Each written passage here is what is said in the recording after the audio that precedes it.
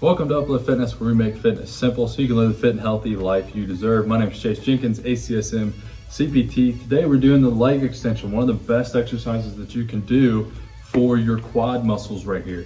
Also one of the ones people actually commonly do incorrectly, or they set up the machine wrong. So we're gonna do that first. As you can see, this is obviously way too high. It's already at the end of the movement. You're not getting anything out of that. So what Maddie's gonna do is she's gonna push in against that, support it with her leg, and just lower it down as far as you can comfortably go. I say a little bit uncomfortably, but don't do yourself any disservice there. Probably go down one more click, get down to one.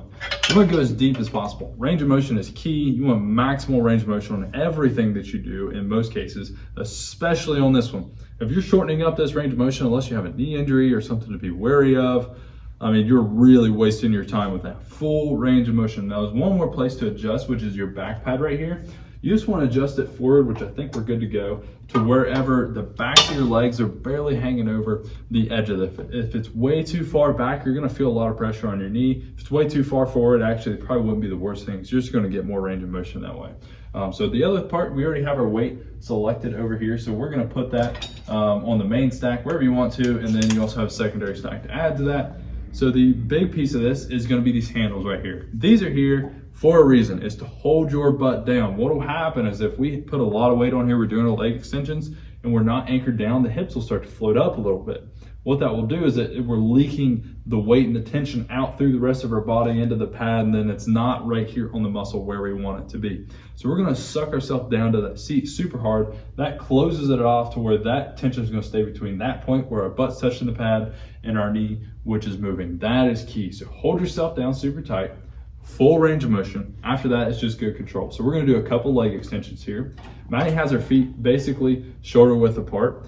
So nothing super fancy on that. You can go a little bit wider. You can go feet all the way together. It does change where the focus is on the quad itself, but unless you're a bodybuilder getting ready to get on a stage, which I'm going to assume most of you are not, that's not going to matter a ton. So you can play with it a little bit as you go along, but maybe keep it in mind. But it's just a nice shoulder width stance basically here, and she has really good control. Do a couple bad ones. How do we see people typically doing things incorrect? Kind of heaving, legs are flipping in, doing that stuff, and she still has good control. Can't do one bad. Sling that thing up there. So see, we're not doing ourselves any service there. That weight, especially on the way down, we're robbing ourselves of half of that movement. So do a good one in contrast of what that would look like.